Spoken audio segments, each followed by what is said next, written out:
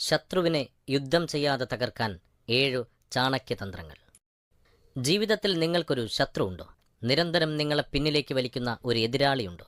പല ദുർഘട ഘട്ടങ്ങളിലും നിങ്ങളുടെ മുന്നോട്ടുള്ള പ്രയാണങ്ങൾക്ക് തടസ്സമായി നിൽക്കുന്ന ആ എതിരാളിയെ നേരിടാൻ ചാണക്യശാസ്ത്രത്തിൽ 12 തന്ത്രങ്ങളുണ്ട്. ഏറ്റവും ലളിതവും ഫലപ്രദവുമായ ആ ചാണക്യതന്ത്രങ്ങൾ നിങ്ങളുടെ എല്ലാ പ്രതിസന്ധികൾക്കും വിരാമമിടും. അത് നിങ്ങളുടെ ജീവിത വിജയങ്ങൾക്കായി ഉപകരിക്കുകയും ചെയ്യും. 1.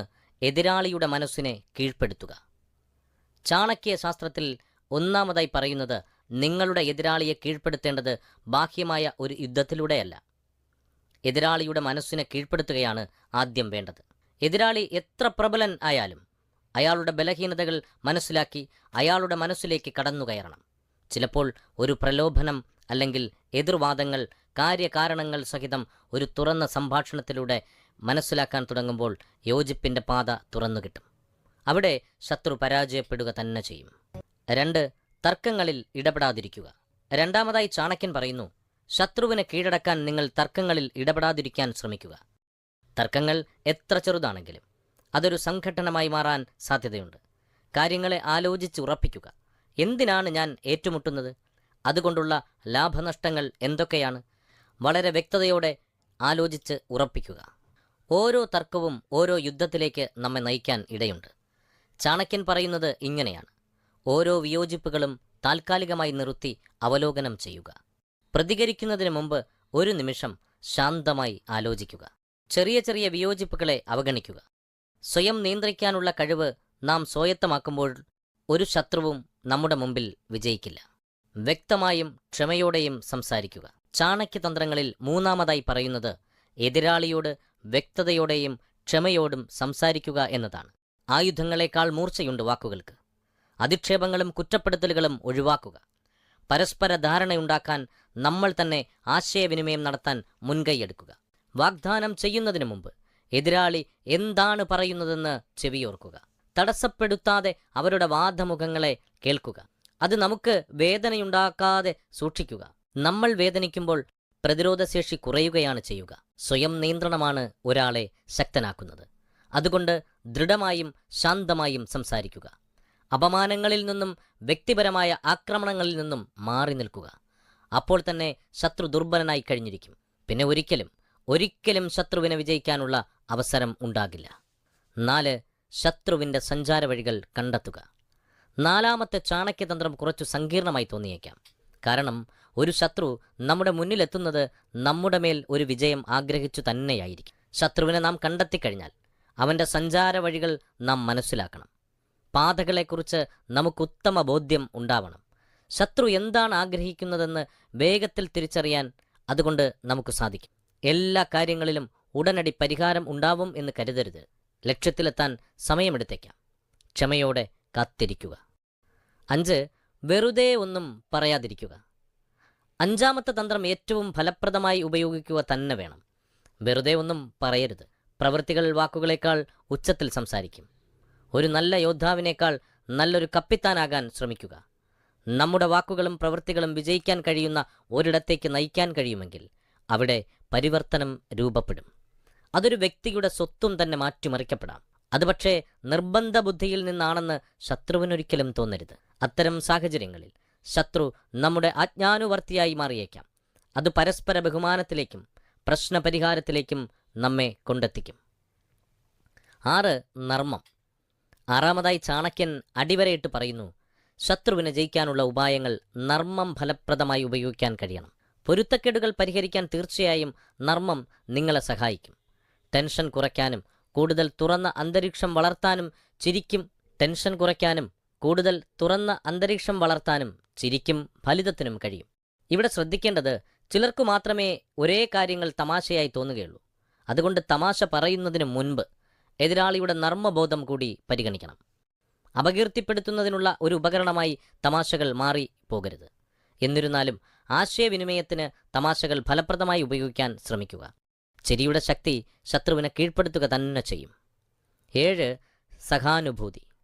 ഏഴാമതായി ശത്രുവിനെ കീഴ്പ്പെടുത്താൻ സഹാനുഭൂതി ഒരു ആയുധമായി കണക്കാക്കണം.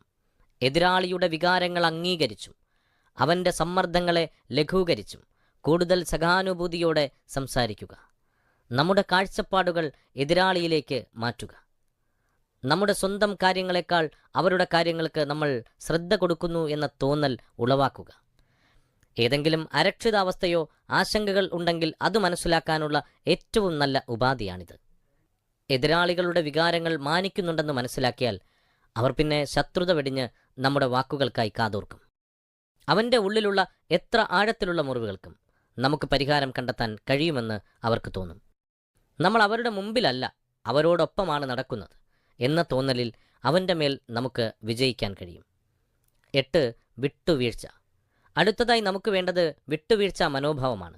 പണ്ടുള്ളവർ പറയുന്നത് കേട്ടിട്ടില്ലേ, ജീവിതം ഒരു യാത്രയാണെന്ന്. എല്ലാ വ്യക്തികൾക്കും അവരവരുടെ ലക്ഷ്യസ്ഥാനങ്ങൾക്ക് വേണ്ടിയുള്ള ഒരു യാത്ര. ആ യാത്രയിൽ നമ്മുടെ മുമ്പിൽ അനേകം ആളുകൾ വന്നു പോകും. അവിടെ നമ്മുടെ മുൻപിലൂടെ മിത്രങ്ങളെക്കാൾ കൂടുതൽ ശത്രുക്കളാവും വന്നു പോവുക.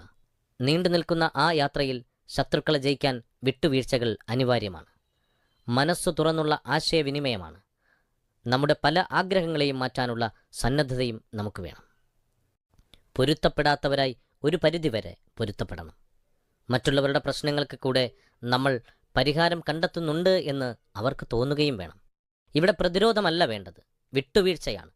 അപ്പോൾ നമ്മൾ ഒറ്റയ്ക്കല്ല എന്നൊരു തോന്നൽ അവർക്കുണ്ടാവും. അങ്ങനെ എല്ലാ ശത്രുവിനെയും അതിജീവിച്ച് മുന്നോട്ടു പോകാനുള്ള കരുത്ത് ആർജിച്ചെടുക്കാൻ നമുക്ക് വിട്ടുവീഴ്ച കൊണ്ട് സാധിക്കും. ചില ശത്രുവിൻ്റെ മേൽ വിജയം വരിക്കാൻ നമുക്ക് ഒറ്റയ്ക്ക് കഴിഞ്ഞെന്നു വരില്ല. 9. ബാഹ്യസഹായം. ചാണക്യൻ പറയുന്നത്, അങ്ങനെയുള്ള സാഹചര്യങ്ങളിൽ ചില ബാഹ്യ സഹായങ്ങൾ നമ്മൾ ഉപയോഗപ്പെടുത്തണം. അത് യുദ്ധം ചെയ്യാനുള്ള സന്നാഹങ്ങളോ സൈന്യമോ ഒന്നുമല്ല. ചാണക്യൻ ഉദ്ദേശിക്കുന്നത് ഉപദേശകനോ അല്ലെങ്കിൽ നിഷ്പക്ഷനായി പ്രവർത്തിക്കുന്ന ഒരാളെയോ നമുക്ക് പ്രയോജനപ്പെടുത്താൻ കഴിഞ്ഞാൽ അത് ശത്രുവിൻ്റെ പത്തി താഴുന്ന ഒരു ചർച്ചയ്ക്കുള്ള അന്തരീക്ഷം രൂപപ്പെടുത്തി എടുക്കാൻ സാധിക്കും. കൃത്യമായ ആശയവിനിമയത്തിലൂടെ ശത്രുവിൻ്റെ മേൽ വൈകാരികമായ ഒരു ആധിപത്യം സ്ഥാപിച്ചെടുക്കാൻ അത് ഉപകരിക്കുക തന്നെ ചെയ്യും. സങ്കീർണമായ ചില കുരുക്കുകൾ മൂന്നാമതൊരാൾക്ക് വേഗത്തിൽ അഴിക്കാൻ കഴിയുകയും ചെയ്യും. മറ്റൊരാളുടെ അറിവോ വൈദഗ്ധ്യമോ പ്രയോജനപ്പെടുത്തുന്നത് ഒരു ബലഹീനതയല്ല, മറിച്ച് അതൊരു തന്ത്രമാണെന്ന് ചാണക്യൻ അടിവരയിടുന്നു. 10. ക്ഷമ. ശത്രുവിൻ്റെ മേൽ വിജയത്തിന് അനിവാര്യമായ മറ്റൊരു പ്രധാനപ്പെട്ട കാര്യം ക്ഷമയാണ്. നീരസത്തിൻ്റെയും ക്രോധത്തിൻ്റെയും ഭാരമാണ് മുന്നോട്ടു പോകാൻ തടസ്സമാകുന്നത്. മറ്റൊരാളുടെ മോശം പെരുമാറ്റമോ അതൃപ്തിയോ ന്യായീകരിക്കപ്പെടുകയില്ല. പ്രതികാരബുദ്ധിയുള്ളവൻ എപ്പോഴും മുറിവ് തുറന്നിട്ടാണ് ജീവിക്കുന്നത്. അതിനെയെല്ലാം അതിജീവിക്കാനുള്ള അത്ഭുത സിദ്ധിയാണ് ക്ഷമ. വേദനാജനകമായ വികാരങ്ങൾ ഉപേക്ഷിക്കാനുള്ള ബോധപൂർവമായ തീരുമാനമാണ് ക്ഷമ. അപരനേക്കാൾ കോപവും നീരസവും മുറുകെ പിടിക്കുന്നതിലൂടെയാണ് നമ്മൾ കൂടുതൽ പ്രതിരോധത്തിൽ ആവുന്നത്. അത് നിങ്ങളുടെ ചൈതന്യത്തെ ചോർത്തിക്കളയുന്നു. ഒരാൾ ക്ഷമ തിരഞ്ഞെടുക്കുമ്പോൾ അയാളുടെ മനസ്സിനെ തിരികെ എടുക്കാൻ സാധിക്കുന്നു. ചാണക്യൻ ഇങ്ങനെയാണ് പറഞ്ഞു വയ്ക്കുന്നത്, ക്ഷമ ഒരു ബലഹീനതയല്ല, ക്ഷമ നമ്മുടേതാണ്, അത് അവർക്കുള്ളതല്ല. 11. അതിരുകൾ. അസാമാന്യ ബുദ്ധിശാലിയും തന്ത്രജ്ഞനുമായിരുന്ന ചാണക്യൻ തൻ്റെ ശിഷ്യന്മാരോട് എപ്പോഴും ഉപദേശിക്കാറുണ്ടായിരുന്നത് അതിരുകളെക്കുറിച്ചാണ്. അദ്ദേഹം എല്ലാത്തിനും അതിരുകൾ നിശ്ചയിച്ചിരുന്നു. ആരെങ്കിലും നിങ്ങളുടെ സ്വകാര്യ ഇടം ആക്രമിക്കുകയും നിങ്ങളെ കീഴ്പ്പെടുത്താനോ അധീശപ്പെടുത്താനോ ശ്രമിക്കുന്നുണ്ടെങ്കിൽ നിങ്ങൾക്കതിരുകൾ അനിവാര്യമാണ്. നിങ്ങളെ സ്വയം സംരക്ഷിക്കാനും സന്തോഷകരമായ അവസ്ഥയിലേക്ക് മാറ്റാനും അതിരുകൾ കൊണ്ട് സാധിക്കും. അതൊരു സ്ഥലമോ പരിസരമോ മാത്രം ആവണമെന്നില്ല. 2 വ്യക്തികൾ തമ്മിലുള്ള അകലമോ കർമ്മ മേഖലയിലുള്ള വ്യത്യാസങ്ങളോ ഒക്കെ അതിൽപ്പെടും. മാന്യമായ ആശയവിനിമയം, അനാവശ്യ പ്രസ്താവനകളിൽ നിന്നും മാറി നിൽക്കൽ, മറ്റുള്ളവരുമായുള്ള സഹകരണം എല്ലാം ഈ അതിരുകളിൽ പെടുന്നവയാണ്. സ്വന്തം അതിരുകൾ നിശ്ചയിച്ചു കഴിഞ്ഞാൽ സ്ഥിരതയോടെ ഇത്തരം കാര്യങ്ങൾ ചെയ്യുക. ഒരു ശത്രുവും ഈ അതിരുകൾ ഭേദിച്ച് അത്ര വേഗം കടന്നുവരില്ല. 12. ആത്മനിയന്ത്രണം. ഒരു ശത്രുവിൻ്റെ മേൽ വിജയം നേടാൻ നാം അഭിമുഖീകരിക്കേണ്ടി വരുന്ന അടുത്ത ഏറ്റവും പ്രധാനപ്പെട്ട വിഷയം ആത്മനിയന്ത്രണമാണ്. ശത്രുവിൻ്റെ മേൽ വിജയം കൈവരിക്കാൻ നമുക്ക് ആത്മനിയന്ത്രണം ഒരു അനിവാര്യ ഘടകം തന്നെയാണ്. ബോധപൂർവമായ തീരുമാനങ്ങൾ വികാരങ്ങൾക്കിട നൽകാതെ എടുക്കാൻ സാധിക്കണം. പ്രതികരണങ്ങളെ നിയന്ത്രിക്കുക. അതിന് സമയവും പരിശ്രമവും ആവശ്യമാണ്.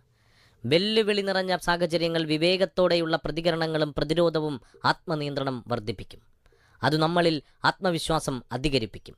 സമ്മർദ്ദങ്ങളുടെ ഇടയിൽ സംയമനം നിലനിർത്തുവാൻ കഴിഞ്ഞാൽ അതാണ് ഏറ്റവും വലിയ കാര്യം. ഈ രീതിയിൽ ജീവിതത്തിലുള്ള എല്ലാ പ്രതിസന്ധികളെയും അതിജീവിക്കുവാനും സമചിത്തതയോടെ നേരിടുവാനും സാധിക്കുമെന്ന് ചാണക്യൻ ഉപദേശിക്കുന്നു. ഈ 12 ചാണക്യ സൂക്തങ്ങളെ ജീവിതത്തിലേക്ക് പകർത്താൻ ശ്രമിച്ചാൽ തീർച്ചയായും നിങ്ങളുടെ ശത്രുവിന് മേൽ ഒരു സമ്പൂർണ്ണ വിജയം നിങ്ങൾക്കുണ്ടാകും.